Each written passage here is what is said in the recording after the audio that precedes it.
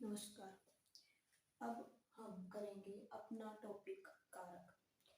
ये इसका part second है।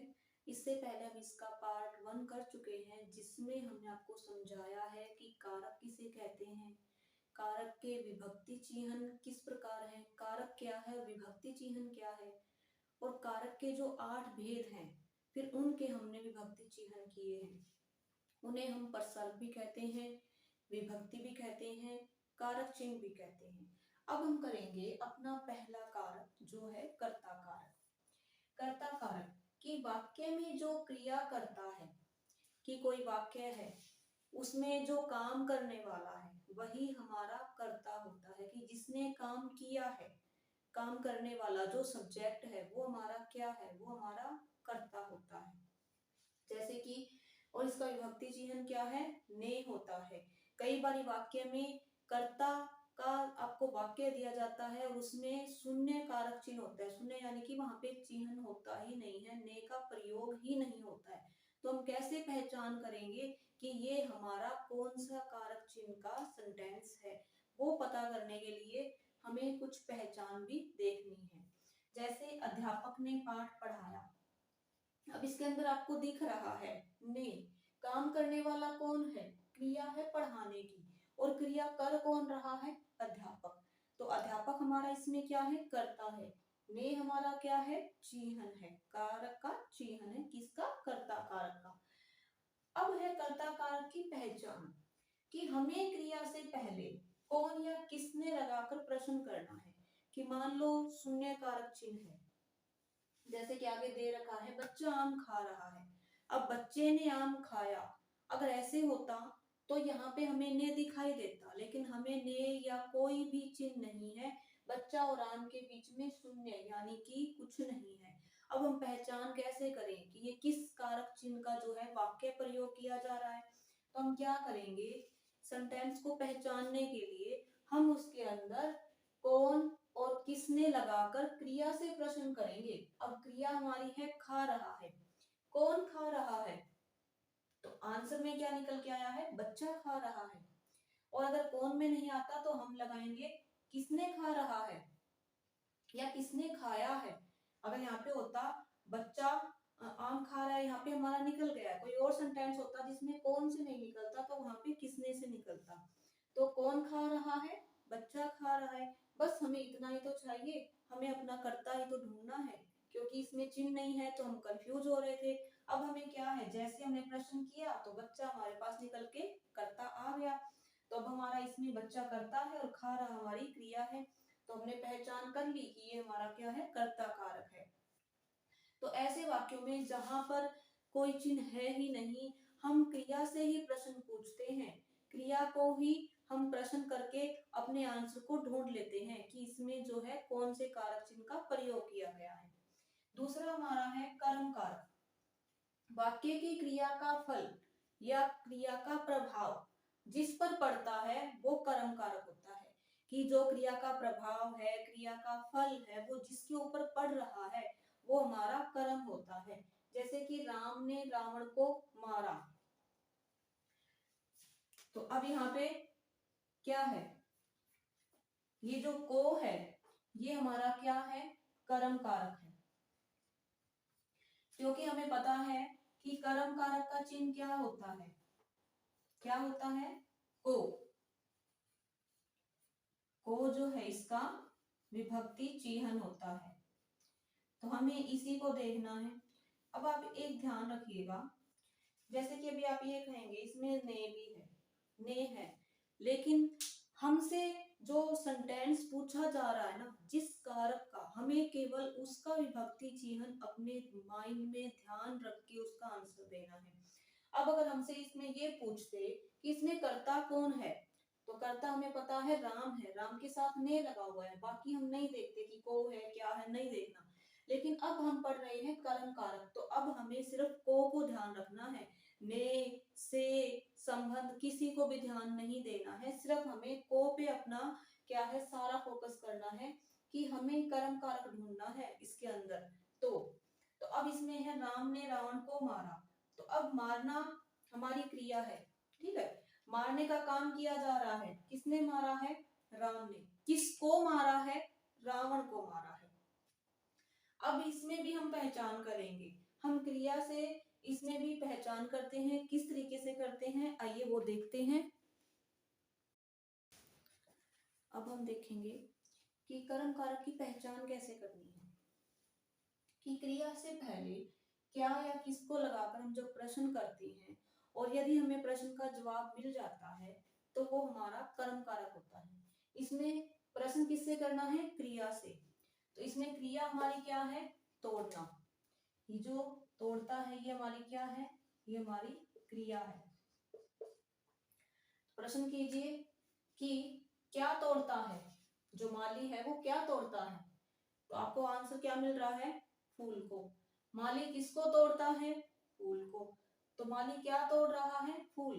तो दोनों में ही हमें क्या मिल रहा है? फूल। तो इसका मतलब जो फूल है वो हमारा कर्म है, कि जब हमने क्रिया से प्रश्न किया कि क्या तोड़ता है, किसको तोड़ता है, तो आंसर क्या मिल रहा है? फूल। कि जवाब आने पर वो हमारा क्या है? कर्म कारक है। अगला हमारा है करण कारक, कि क्रिया के करने या होने का कारण, साधन या माध्यम। कि जो क्रिया के करने का साधन होता है, कारण होता है, या क्रिया जिस माध्यम से की जा रही है वो हमारा क्या होता है? करण कारक होता है। जैसे मोहन ने चाकू से फल काटे, राम ने रावण को तीर से मारा। तो इसमें चाकू, तीर ये क्या है? क्रिया को करने का माध्यम है, साधन है। अब राम ने जब रावण को मारा था तो तीर से ही मारा था, तो तीर क्या है? रावण को मारने का साधन है। रावण को जिससे मारा गया है वो साधन है। ऐसे ही मोहन ने चाकू से फल काटे हैं, फल को काटा गया है, लेकिन किसके द्वारा? माध्यम कौन है? तो वो क्या है? चाकू है। चाकू से उसने काटे हैं। तो इसमें से हमारा क्या है? करण कारक का चिन्ह है। करण हमारा कारक हो गया, ये हमारा कारक चिन्ह है। अब इसकी भी अगर हम पहचान करना चाहे, मान लो आपको समझ नहीं आ रहा है, ठीक है, तो इसकी भी हम पहचान कर सकते हैं। कैसे? क्रिया से पहले किससे या किसके द्वारा लगाकर, कि या तो हम लगाएं किसके द्वारा या हम लगाएं किससे। अब जैसे चाकू से फल काटे, अब फल को काटा गया है किससे या किसके द्वारा? तो आपके पास आंसर आ रहा है, मोहन ने चाकू के द्वारा फल काटे हैं या चाकू से काटे हैं। तो आंसर मिल रहा है, इसका मतलब हमारा क्या है? ये करण कारक है। यदि आंसर ना मिले, इसका मतलब वहां पे कोई और कारक का प्रयोग किया जा रहा है। जब आपको यहाँ पे आंसर मिल जाता है ये शब्द लगाने से, क्रिया से पहले जब हम क्रिया से प्रश्न करते हैं, यदि हमें आंसर मिल जाता है तो वो हमारा जो सेंटेंस हमसे पूछा गया है उसके अकॉर्डिंग ये लगाने पर हमें हमारा मिल जाए तो वो कारक होता है। ऐसे ही करण में हमें किससे या किसके द्वारा लगाने पे मिल जाएगा तो हमारा करण कारक है।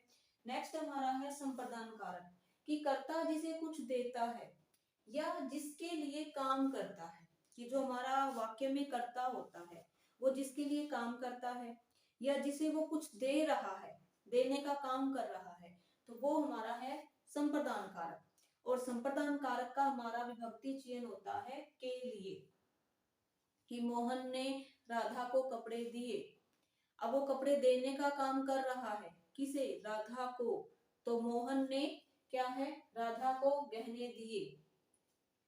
अब हम इसको ऐसे भी कर सकते हैं कि मान लो आपके पास है ही नहीं, इसमें चिन्ह नहीं है, तो आप पहचानेंगे कैसे? तो क्रिया से पहले किसको या किसके लिए लगाकर देखो।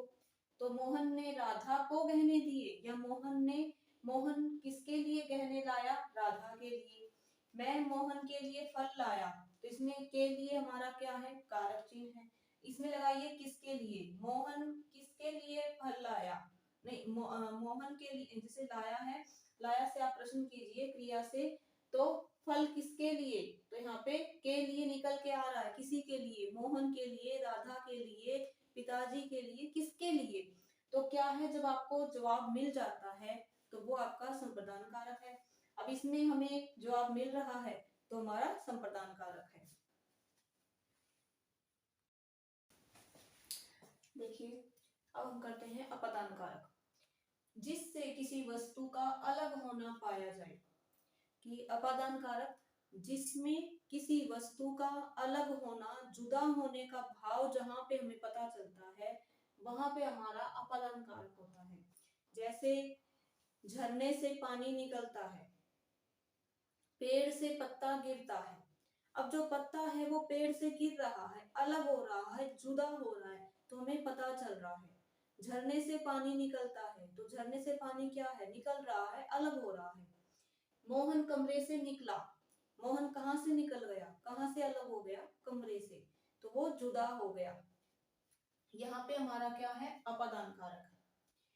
जैसे इसका जो विभक्ति चिन्ह है वो से है।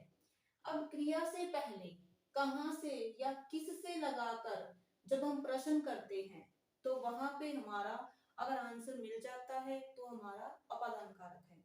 इसमें हम तुलना भी करते हैं कि जैसे कहां से निकला, कमरे से निकला। अगर किससे बनाना है तो लिखिए राधा सीता से बड़ी है, राधा सीता से बड़ी है। अब हमने क्रिया से प्रश्न किया कि बड़ी कौन है, किससे बड़ी है, राधा सीता से बड़ी है, तो सीता से बड़ा कौन है, राधा है। तो हमने क्या किया, प्रश्न किया। कहां से किया तो हमें ये मिला, किससे किया तो हमें ये मिला। तो इसके अंदर क्या है, इसमें हम तुलना भी करते हैं, तुलना का भाव भी इसके अंदर आता है। नेक्स्ट हमारा है संबंध कारक। कि वाक्य में जहां पे संबंध बताया जाता है कि वह मेरा भाई है, वह मेरे पिताजी हैं, यह किताब मेरी है, वह मेरा घर है, इन सब वाक्यों में क्या है, हमारा संबंध दिखाया जाता है, संबंध का पता चलता है, वहां हमारा संबंध कारक होता है।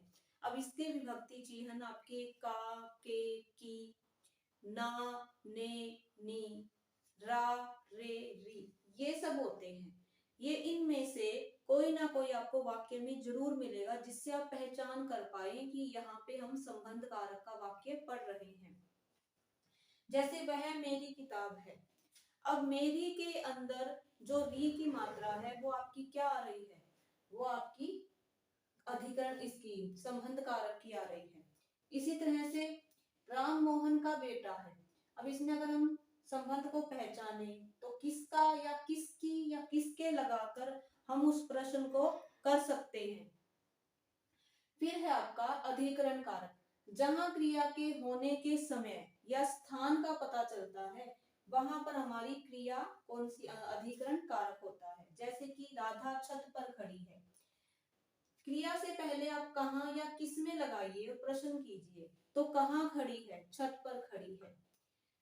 फिर हमारा है संबोधन कारक। इसका आपका विभक्ति चिन्ह में भी है कि अधिकरण का होता है में या पर। फिर है संबोधन, इसमें हमें पुकारने या बुलाने का पता चलता है। इसके जो चिन्ह है वो होते हैं हे। जैसे कि हे ईश्वर मेरी सहायता करो, हे भगवान वह गिर गया। तो ये सब क्या है, ये आपके संबोधन कारक हैं। तो आज हमने कारक किए हैं। अगर आपको अच्छा लगे तो प्लीज इसको लाइक, शेयर और सब्सक्राइब जरूर करना। धन्यवाद।